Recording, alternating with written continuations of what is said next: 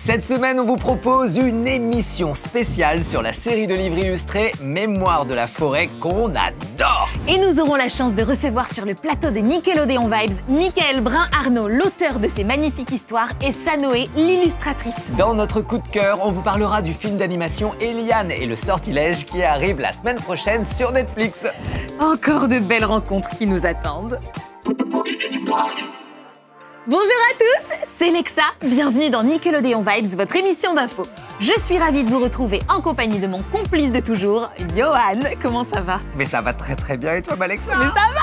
J'espère que vous aussi, vous allez bien. Je suis hyper heureux de vous retrouver aujourd'hui, car nous avons la chance de recevoir sur le plateau de Nickelodeon Vibes Michaël Brun-Arnaud et Sanoé, l'auteur et l'illustratrice de la série Mémoire de la forêt. Oui, c'est une super rencontre qui nous attend et on a trop hâte de les retrouver. Alors, pour rappel, on en avait déjà parlé il y a quelques temps dans des coups de cœur, puisqu'on avait juste adoré ces livres pleins de poésie. Ah non mais c'est vrai, hein. Et en plus, les différentes histoires nous avaient beaucoup touchés puisqu'elles abordent des thèmes pas toujours faciles, mais avec beaucoup de douceur et de tendresse. Ça c'est clair, et petite info, chaque tome représente une saison. Ça je l'avais pas compris au début. En fait, on avait dans le premier tome, c'était les souvenirs de Ferdinand Taupe pour l'été. Pour l'été. Ouais. L'automne avec les carnets de Cornelius Renard. L'esprit de l'hiver, on a tous compris, c'est l'hiver. Et le tome 4, la saison des adieux qui vient de sortir pour le printemps. Et bien sûr, on retrouve nos 4 saisons dans les magnifiques illustrations de Sanoé avec une grande sensibilité dans les traits et les dessins. Bref, j'adore. Ah non mais ça c'est clair.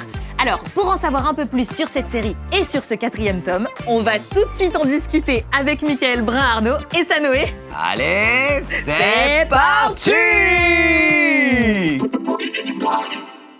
On est ravis de recevoir Michaël Brun-Arnaud et Sanoé sur le plateau. Merci beaucoup à tous les deux d'avoir accepté notre invitation sur Nickelodeon Vibes. Alors Michaël, tu es l'auteur de la série de livres illustrés Les Mémoires de la forêt. On adore ici, on est complètement fans. Et j'ai une petite question, qu'est-ce qui t'a donné envie d'écrire pour des enfants sur des sujets pas faciles à aborder? Alors, écoutez, on est ravis d'être là aussi. Et puis, le Mémoire de la forêt, c'est une série qui a pour vocation de sensibiliser les enfants sur des sujets importants, comme tu l'as dit. Et moi, j'ai été très longtemps soignant à l'hôpital. J'ai rencontré plein de gens qui souffraient de maladies de la mémoire. Et quand j'ai écrit ce premier volume, je me suis dit, ça, c'est un sujet qui t'a touché en tant que personne. C'est important pour moi de vulgariser tous ces sujets pour les enfants. Avec de la bienveillance et des dessins et en tout cas beaucoup de douceur sur des sujets... Bah oui, parce que comme les sujets sont durs, il faut que l'univers soit extrêmement doux, extrêmement gourmand, extrêmement confortable, d'où les très belles illustrations de Sanoé. Mais oui! C'est justement là où je voulais en venir. On pensait du coup à des dessins un petit peu plus colorés, à des choses comme ça. Je rencontre Sanoé qui vient dédicacer ses livres précédents. Et puis je lui dis, j'adore ton travail. Et puis voilà, j'ai cette histoire qui existe. Est-ce que tu voudrais bien regarder un petit peu? Et puis elle est repartie chez elle avec le manuscrit sous le bras. J'ai commencé à le lire dans le train et j'ai commencé à faire quelques dessins et en me disant cette histoire elle est trop bien, j'ai trop envie de l'illustrer.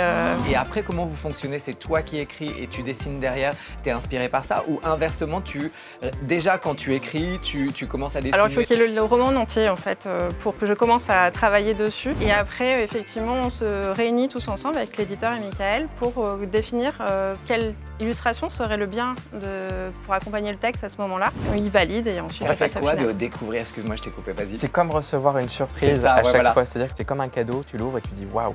Et c'est, je pense, à 99,9% toujours ce qu'on avait imaginé. Et derrière, tu réécris parfois, ça t'arrive de rajouter? Ça arrive. Il est arrivé en disant voilà ce beau personnage avec ce joli pull rouge. Ah, ben non, il est vert. Alors, c'est plus facile de changer dans le texte que de changer le dessin. Oui, des fois, ça fait des petites surprises, quoi. C'est trop mignon. Dans le premier volume, vous avez un carnet de croquis à la fin. Et à la fin, donc, en noir et blanc, et vous avez les tout premiers dessins jamais réalisés pour Mémoire de la forêt que Sanoé a fait dans le train. Ça doit être incroyable ce moment où ça prend vie. C'était un beau sentiment. Dès que tu crées quelque chose et que tu vois prendre une dimension supérieure, parce que Mémoire de la forêt aujourd'hui, c'est les livres, il y a des puzzles, il y a une série audio, et donc dès qu'il y a quelque chose qui se crée, c'est toujours assez fou. Tu t'imagines pas que ça pourrait arriver en fait. Est-ce que vous pouvez, comme le 4e tome est sorti et donc le dernier tome, est-ce que vous pouvez nous faire un petit pitch sans spoiler bien évidemment, parce que l'habitude. On est 25 ans après la fin du tome 3 et on suit un petit garçon qui s'appelle Ernest qui est l'héritier de la famille Renard qui habite dans la librairie de Belle-Écorce. Et malheureusement, cette librairie, il lui arrive un petit souci, c'est qu'on apprend qu'elle est malade, que l'arbre va pas tarder à s'effondrer et donc il faut déménager.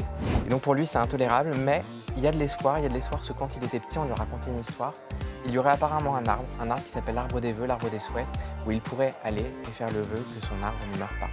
Ah là là. Ça Ouais, me moi touche. aussi, j'ai J'ai là. envie de lire le livre. J'ai envie d'aller vivre avec les Mais Corses. tellement de vous aussi, si vous avez envie de suivre ces aventures, n'hésitez pas. Les mémoires de la forêt sont chez tous les bons libraires. Hein. Les mauvais, y a pas.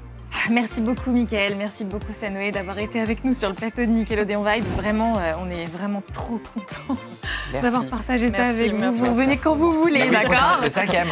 Allez, motivez-vous comme ça pour revenir. Parfait. Cette semaine, on vous emmène dans le royaume de l'Umbria en compagnie de la princesse Eliane. Et oui, car la semaine prochaine sort sur Netflix le génial film d'animation Eliane et le sortilège. Dans ce conte fantastique, on suit les aventures de notre jeune princesse qui doit sauver sa famille et en même temps son royaume, puisque ses parents sont transformés en monstres suite à un sortilège maléfique. Et c'est clair qu'avoir un roi et une reine qui ne pensent qu'à manger leur sujet, c'est pas franchement la situation rêvée pour les habitants de l'Umbria. Eh oui, alors Eliane embarque dans une mission périlleuse afin de rompre le charme jeté sur ses parents. Toi, tu dois être la princesse Eliane. Oui, c'est moi. Tu as quelques problèmes avec tes parents. Oui, ils sont allés dans la forêt obscure et à leur retour, ils étaient un peu différents. Peut-on savoir ce qui te fait penser ça? Eh bien... Oh, Val! Tu plaisantais pas! C'est le roi et la reine. Nous devons prendre ces dispositions pour le bien du royaume. Les monstres seront immédiatement envoyés à l'autre bout du monde. Si nous n'agissons pas très vite, ils ne retrouveront jamais leur véritable apparence. On peut pas les laisser tomber. On va s'en sortir, ensemble.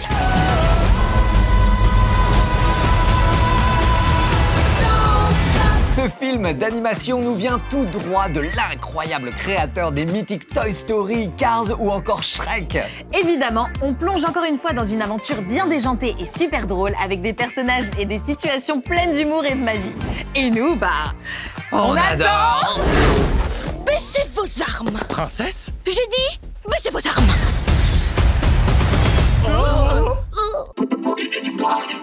Et c'est déjà la fin de Nickelodeon Vibes. On espère que vous avez passé un super moment avec nous. Alors n'hésitez pas à nous envoyer votre plus beau dessin de la librairie Belle Écorce, soit à l'adresse ci-dessous, soit sur les réseaux sociaux avec le hashtag Nickelodeon Vibes. On se retrouve très vite pour des nouvelles découvertes, des infos, des coups de cœur et tout et tout. Bisous.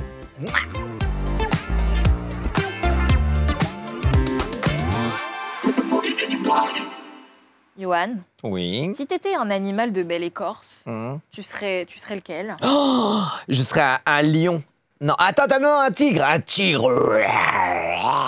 Je fais bien, ouais. Moi, je pense que tu serais plutôt un paresseux. Ça suffit, là. On peut pas se reposer 5 minutes, Oh, on est ça pareil. va, je t'embête. Mais quand même.